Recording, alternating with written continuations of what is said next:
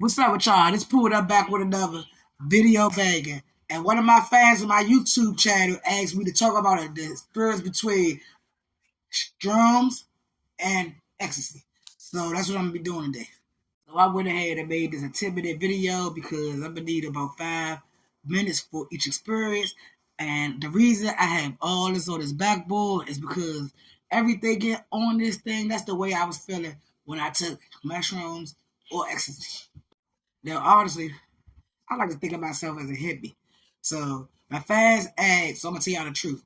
I did mostly every drug out here except for the hard drugs. Now, far as the hippie stages go, I did it. So I'm the perfect person to tell you the experience of being on shrooms and ecstasy. All right, so we can get straight into the strobe experience. All right, so I had took strobes a couple of times before the time I actually felt like I had felt. I had took strobes about 3 times. I don't think I had ever took enough to get me where I needed to be. But boy, oh boy, this one time I took these jokes.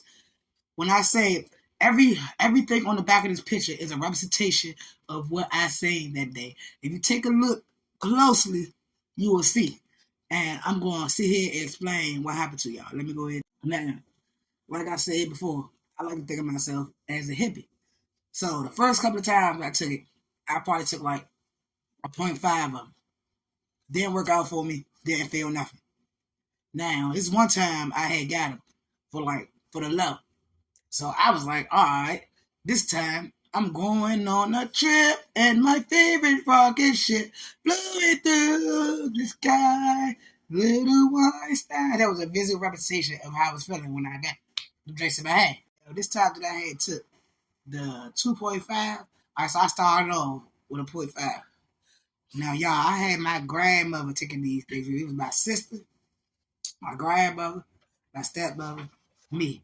Now, I had about 7 of these jokes, and I was determined in my head that this time I was going to feel something. Nobody keep wasting my money and I ain't feeling nothing. Like, you know how us POC people is. I ain't about to keep wasting my money if I ain't feeling nothing. So this time I was determined. And what perfect time to do it there at a cookout with good love. Now, that's the number one rule. You shouldn't ever, ever, ever partake in shrooms or ecstasy if you're not around love or the right people. Think of it like this. If you shitting on yourself right now, if you want to be comfortable around them people, you should not be taking shrooms around them people. Point blank simple. Now, like I was saying, it was at a cookout, and I was determined to, feel these mushrooms this time. I was not playing no games with nobody. I was going to do what I had to do to feel them. I was determined to. I had been doing my research on it, and people have been having wonderful trips, and I was just wondering like, why I ain't never feel that? Like, why I could never had take a trip like that? So what I did was, all right, so we had a cookout. I think it was like a 4th of July cookout. I just threw a cookout. I don't know if it was a 4th of July cookout or I had just threw a cookout. But nevertheless, it was a lot of people out. It was family. So I think it was the 4th of July cookout because my grandmother threw this annual cookout. Her building, everybody in front of the building is like a potluck. Everybody comes outside to the back and bring some food or cook some food on the grill and we all, partake together as a family. People of color, we all POC people, we always act like everybody family. So that's what we do. We just cook out, act like we family. So, as they go on, I take before the cookout start, I take me 1.5. I'm gonna start slow. So my sister and my niece come through. I give her a piece. My stepmother, my Dommy come through, I give her a piece. My grandmother come down the steps, I give her a piece. That's the first round. Now we sipping a little bit, partaking in a little 420 products, relaxing. I don't feel it. We take another piece.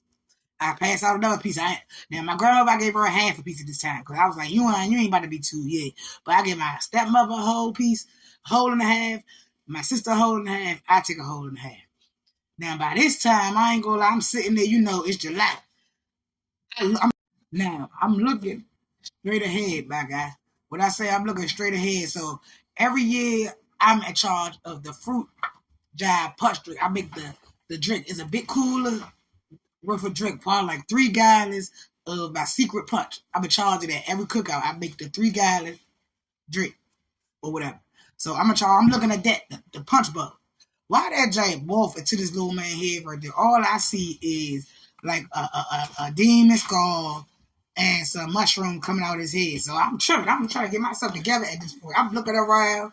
My sister, I look at my sister. She over there in her own little song. So I know she feeling it. She over there. Matter of fact, she was eating a burger.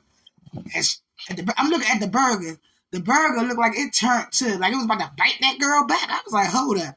Now, mind you, I had took them a couple of other times and I had not felt anything.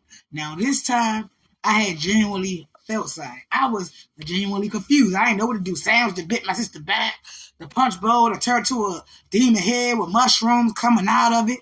And I'm just, so the savage bit her back. So I'm looking at my sister. So my sister noticed that, I obsessively stared at her because in my mind, I'm tripping. So she said, BITCH, what you looking at? That's how we talk. That's how me and my sister talk to each other. Don't take no offense. So I snap out of it. What my crazy stuff do? I drink some more the punch that I made. Now, mind you, I'm the one who know that there's endless liquors in this punch. Now, what you never should do is mix liquor and a whole bunch of substances while you on mushrooms. But see, me, like I said, I'm a hippie, so I drink. Now, man, I told you I'm already tripping. I passed everybody enough. I eat another 1.5, give my sister another one, my dom another 1.5. We take some more. I roll me another blizzy and sit back. Make sure I ain't tripping. Damn, why would I do that? Mind you, I told y'all I was already starting to feel the other the other 6 that I had took at this time or whatever. So I'm already feeling it. Why would I do that?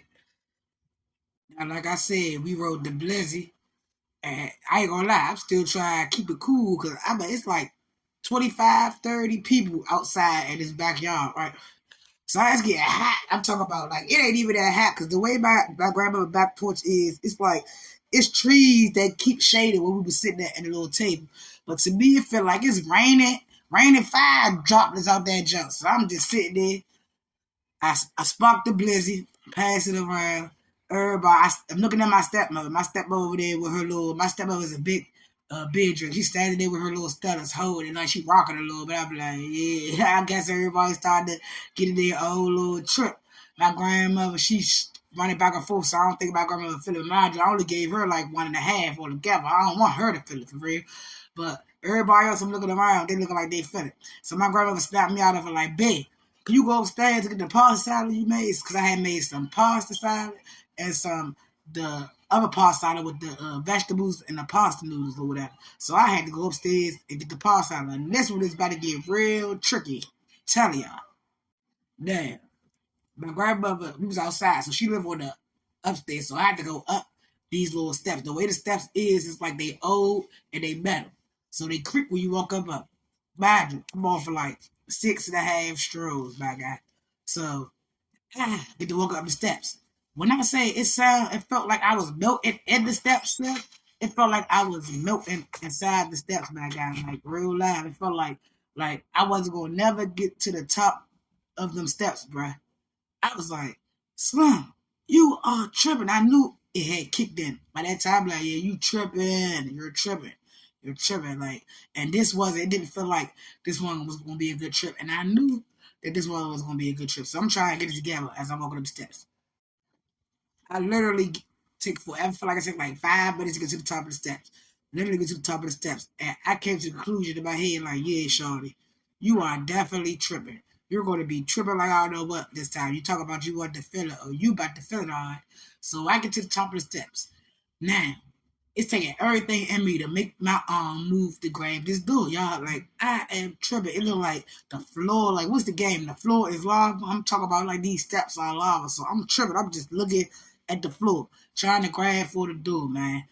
I'm going to do a part 2. I'm going to drop part 2 right after this. Go ahead and like and share if you want to know more about this experience.